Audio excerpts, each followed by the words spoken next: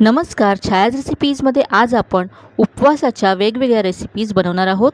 बनवूया पहिली रेसिपी। तर इथे मी गॅसवरती एक पॅन ठेवला आहे। यामध्ये पाव कप शेंगदाणे घातलेत। शेंगदाणे आपल्याला भाजून घ्यायचे आहेत। शेंगदाणे भाजल्यानंतर काढून घेतले आणि याच पॅनमध्ये मी 1 कप आता साबुदाणे घातलेत। साबुदाणे आपल्याला थोडेसे गरम करून घ्यायचे आहेत, म्हणजे ते पटकन बारीक होतील। शेंगदाणे आणि साबुदाणे दोन्ही मी मिक्सरला फिरवून बारीक करून घेतलेत। साबुदाण्याची अगदी बारीक अशी ही पावडर करून घेतली आहे। एका बाउलमध्ये काढून घ्यायची आहे। याबरोबर शेंगदाणे सुद्धा मी बारीक करून घेतलेत, ते सुद्धा यामध्ये काढून घेतले। आता यामध्ये 3 मोठे चमचे राजगिऱ्याचे पीठ घालायचे आहे।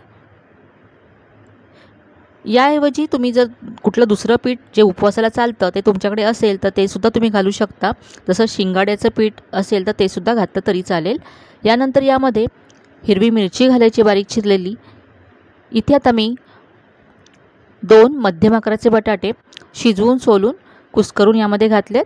यानंतर चवीप्रमाणे मीठ घातलं। यानंतर यामध्ये पाव चमचा जिरं घातलंय। 2 चमचे दही घालायचे आणि यानंतर हे सगळं मिक्स केलं आणि यामध्ये आता पाणी घालून पीठ तयार करून घ्यायचं आहे। तर असं घट्टसर हे पीठ तयार करून घेतले पहा। आता हे पीठ आपण बाजूला ठेवूया आणि चटणी तयार करूया। तर चटणीसाठी ते मिक्सरच्या भांड्यामध्ये 1 वाटी किसलेलं ओलं खोबरं घातलंय। यानंतर 1 मोठा चमचा भाजलेले शेंगदाणे घातलेत। 2 ते 3 हिरव्या मिरच्या घालायच्या त्यामध्ये। चिमूटभर मीठ घातलं। पाव चमचा साखर घातली। पाव चमचा जिरं घातलंय। यानंतर इथे मी 1 चमचा लिंबाचा रस घातलाय आणि आता पाणी घालून ही चटणी वाटून घ्यायची आहे। तर ही चटणी वाटून तयार आहे। चटणी तयार आहे। आता पुढची कृती करूया। तर हे पीठ आपण जे झाकून ठेवलं होतं त्याची आज आपण छोटी छोटी धिरडी बनवणार आहोत किंवा पॅनकेक बनवणार आहोत।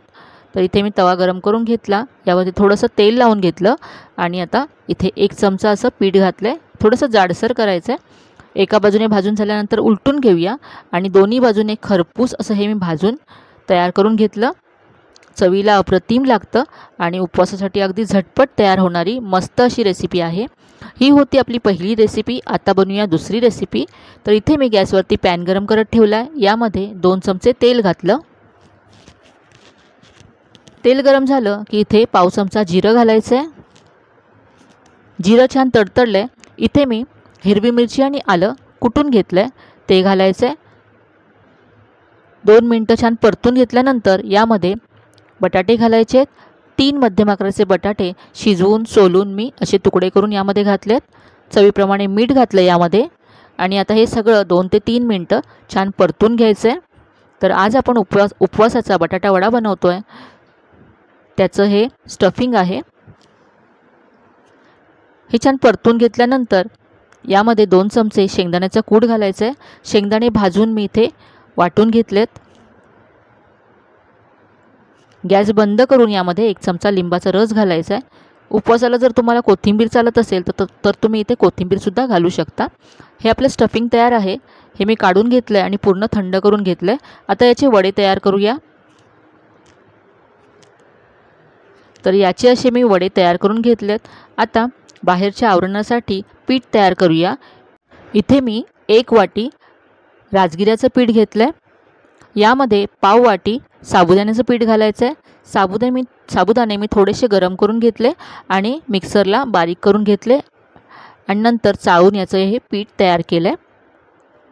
यानंतर यामध्ये पाव चमचा मीठ घातलं आणि पाव चमचा लाल तिखट घातलं आहे। सगळं मिक्स करायचं आहे आणि यानंतर यामध्ये पाणी घालून हे पीठ तयार करून घ्यायचं आहे। तर हे पीठ आपल्याला घट्टसर असंच हवं आहे। तर इथे पाहू शकता असं घट्ट याचं पीठ तयार करून घेतलं आहे। आता आपण वडे फ्राय करूया। या पिठामध्ये आपल्याला वडे घोळवायचे आहेत आणि तेलात सोडायचे आहेत। तेल मी इथे व्यवस्थित गरम करून घेतलं आहे। गॅसची फ्लेम मीडियम करायची आहे आणि हे वडे सोडायचे आहेत। इथे मी असे खरपूस हे वडे तयार करून घेतलेत। आता बनवूया तिसरी रेसिपी। तर इथे मी 1 कप राजगिऱ्याचं पीठ घेतलं आहे। यानंतर इथे मी एक मोठ्या आकाराचा बटाटा शिजवून सोलून इथे किसून घेतला आहे, यामध्ये घातला आहे। यानंतर यामध्ये चवीप्रमाणे मीठ घातलं आहे। आता यामध्ये पाव चमचा जिरं घालायचं आहे। जिरं इथे मी भाजून जाडसर वाटून घेतलं आहे। इथे आता आलं आणि हिरवी मिरची कुटून घेतलं आहे ते घालायचं आहे आणि हे सगळं आता मिक्स करून घ्यायचं आहे। यामध्ये पाणी घालायचं नाही आहे, बटाट्याच्या मॉइश्चरमध्येच आपल्याला हे पीठ मळून घ्यायचं आहे। तर हे पीठ मळून तयार आहे। तर इथे आपण उपवासाचं थालीपीठ बनवतो आहे। इथे मी एक प्लास्टिकची बॅग घेतली, त्याला तेल लावून घेतलं आहे आणि तयार पिठाचा एक गोळा घ्यायचा आहे आणि आता ह्याचं थालीपीठ आपल्याला थापून घ्यायचं आहे। थोडंसं जाडसर असं थालीपीठ थापायचं आहे।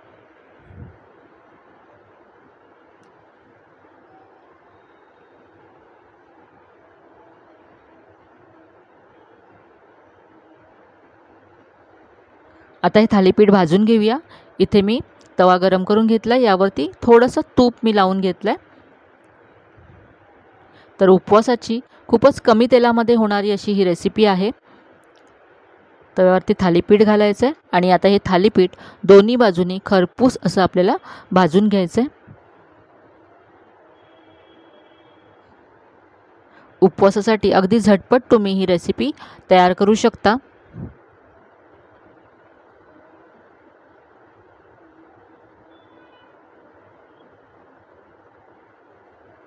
थालीपीठ तयार आहे, काढून घेऊया।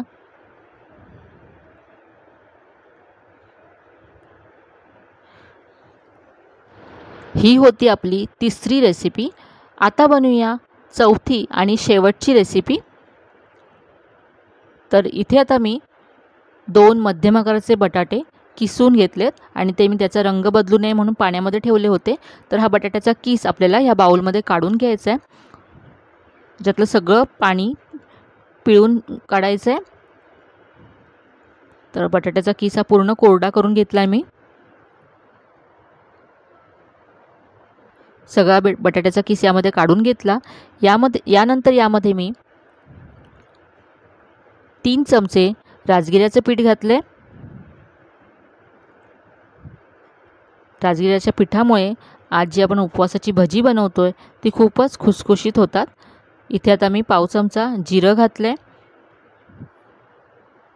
यानंतर बारीक चिरलेली हिरवी मिरची घातली। चवीप्रमाणे मीठ घालायचं आहे आणि इथे आता चवीप्रमाणे लाल तिखट घातलं आहे। यानंतर यामध्ये 1 चमचा लिंबाचा रस घालायचा आहे।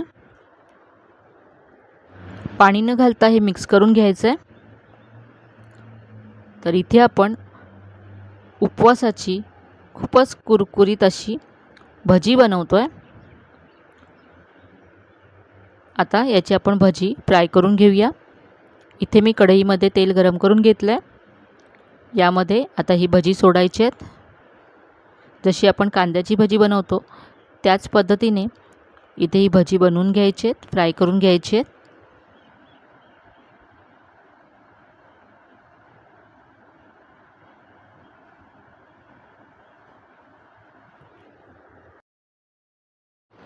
इथे भजी तयार आहेत, काढून घेऊया।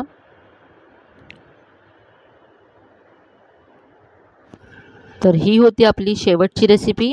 तर आजच्या रेसिपीज तुम्हाला आवडल्या असतील तर कमेंटमध्ये कळवायला विसरू नका।